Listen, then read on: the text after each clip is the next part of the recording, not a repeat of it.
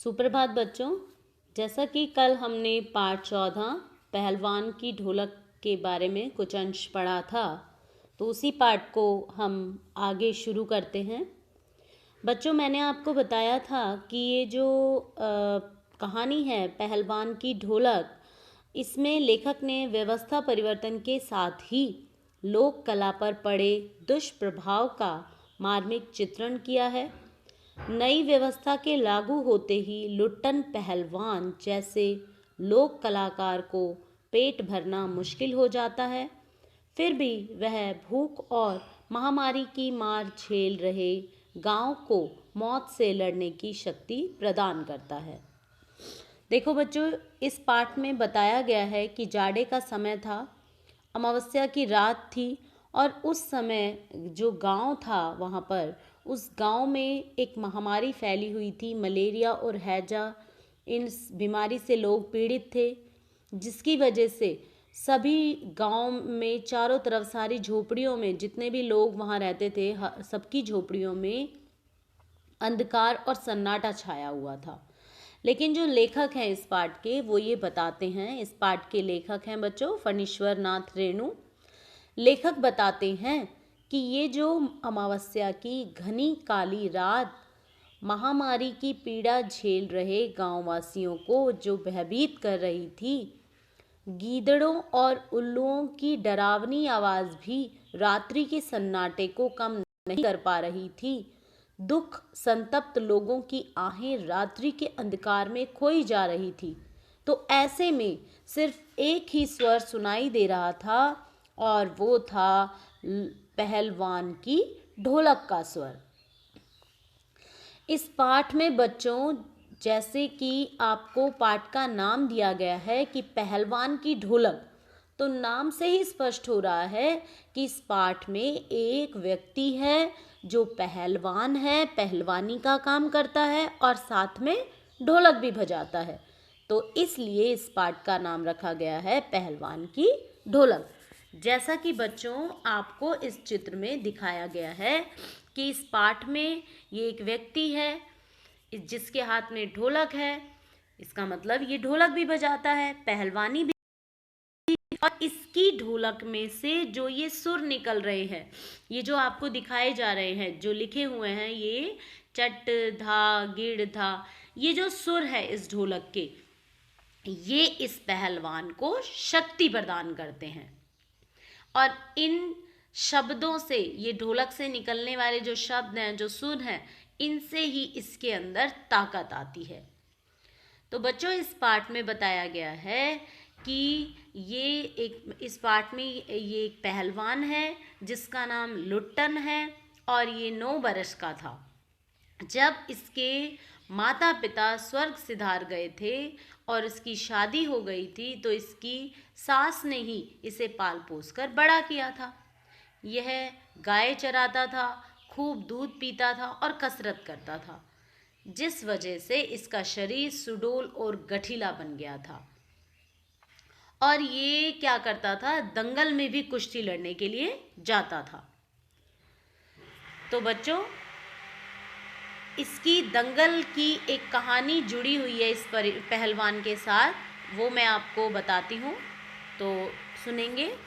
बच्चों, एक बार क्या होता है कि ये जो पहलवान है लुट्टन, दंगल देखने शामनगर मेले में पहुँच जाता है।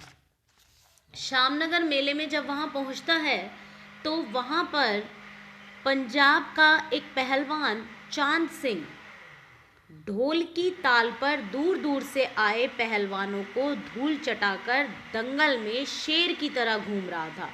मतलब वहाँ पर एक दूसरा पहलवान भी आ रखा था जिसका नाम था चांद सिंह।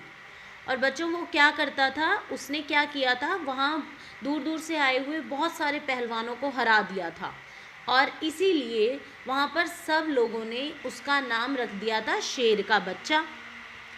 अब आगे लेखक ये कहता है कि जब उसने अपनी जोड़ी के सभी पहलवानों को हरा दिया था और उसे शेर के बच्चे की पदवी मिल गई थी, तो ढोल की चुनौती भरी जो आवाज़ थी जब ढोल जो वहाँ पर जो ढोल बज रहे थे दंगल के में, तो वहाँ पर जो ढोल की आवाज़ थी वो उसने लुट्टन में एक जोश भर दिया और उसने भी निर्णय कर लिया लुट्टन ने कि वो दंगल लड़ेगा, चांद सिंह से वो लड़ेगा और चांद सिंह से लड़ने के लिए वो भिड़ गया।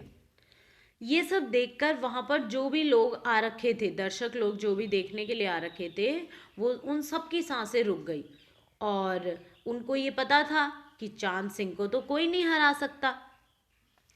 और ये बात सोचकर वहाँ का जो राजा था वो भी असमंजस में पड़ गया।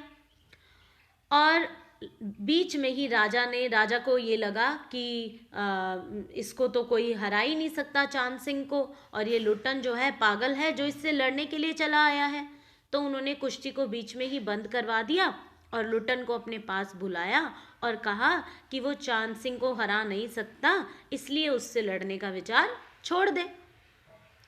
उधर भीड़ भी जो है राजा का निर्णय को लेकर अधीर हो रही थी, लेकिन लुट्टन अपनी जिद पर अड़ गया कि वो कुश्ती तो जरूर लड़ेगा चांद सिंह से, और चांद सिंह से कुश्ती लड़ने के लिए मैदान में फिर से उतर गया। जब पहली बार जब लुट्टन जो है चांद सिंह से भिड़ा था, तो पहली बारी में ही चांद सिंह ने उसकी शक्ति का अंदाजा लगा ही लिया था। लेकिन अब जब लुट्टन ने राजा से जिद की कि वो उससे लड़ेगा, तो राजा ने उसे उसकी जिद पर उसे आज्ञा दे दी लड़ने की। अब दोनों में बहुत देर तक कुश्ती होती रही और इसी बीच जो वहाँ पर ढोल थे वो बजते रहे। ढोल से जैसे जैसे जो आवाज़ निकल रही थी, जो ध्वनि प्रकट हो रही थी, हर ध्वनि लुट्टन को उस कुश्ती को लड़ने के लिए प्रेरित कर रही थी।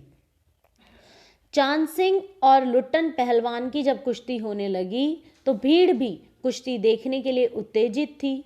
ढोल बजने लगे, चांद सिंह ने लुट्टन को दबा दिया। दर्शकों ने लुट्टन पर व्यंग्य किए, पर लुट्टन जो था उनके व्यंग्य से विचलित नहीं हुआ और ढोल की जैसे जैसे उसे आवाज़ सुनाई देती गई उसके अंदर एक जोश भरता गया और उसने चांद सिंह के दाव को काटा और उस पर अपनी मजबूत बना ली। लुट्टन लगातार ढोल की आवाज़ से प्रेरित होता रहा और उसने अंत में उसका घमंड तोड़ दिया और चांद सिंह को दंगल में चित्त कर दिया। और इस प्रकार उस ढोल की जो ध्वनि थी, उस ढोल के बजने के जो शब्द थे, उन्होंने लुट्टन के अंदर एक ऐसा जोश भरा कि उसने चांद सिंह को दंगल में हरा दिया। इसके बाद बच्चों लेखक बताते हैं कि लुट्टन पहलवान के विजयी होते ही आकाश के देवी देवताओं के जयकारे गूंज उठे और लुट्टन ने जीतने के बाद सबसे पहले ढोलक को प्रणाम किया और फिर राजा के पास पहुंच गया। राजा भी उसकी इस वीरता को देखकर बहुत खुश थे। उन्होंने उसे पुरस्कृत किया और उसे अपने यहाँ राज पहलवान की हैसियत से रख लिया। अब इस बात को सुनकर बहुत से राज कर्मचारियों ने आपत्ति जताई और उन्होंने राजा को मना भी किया ऐसा करने के लिए, लेकिन फिर भी राजा ने उनकी नहीं सुनी और लुट्टन को सिंह नाम जोड़कर लुट्टन सिंह का नाम दे दिया और उसे अपने राज्य में रख लिया। और राजा की कृपा से ही लुट्टन की प्रसिद्धि दूर दूर तक फैल गई और नामी पहलवानों में उसका नाम आने लगा। उसने उसके बाद अनेक पहलवानों को हराया। उनमें से एक नामी पहलवान काला खान था जो बहुत ही मशहूर पहलवान था, उसने उसे भी परास्त किया था और इस प्रकार हर क्षेत्र में वह तरक्की करता रहा। बच्चों आज के लिए ये पाठ इतना ही, इसके बाद का पाठ हम कल पढ़ेंगे। धन्यवाद।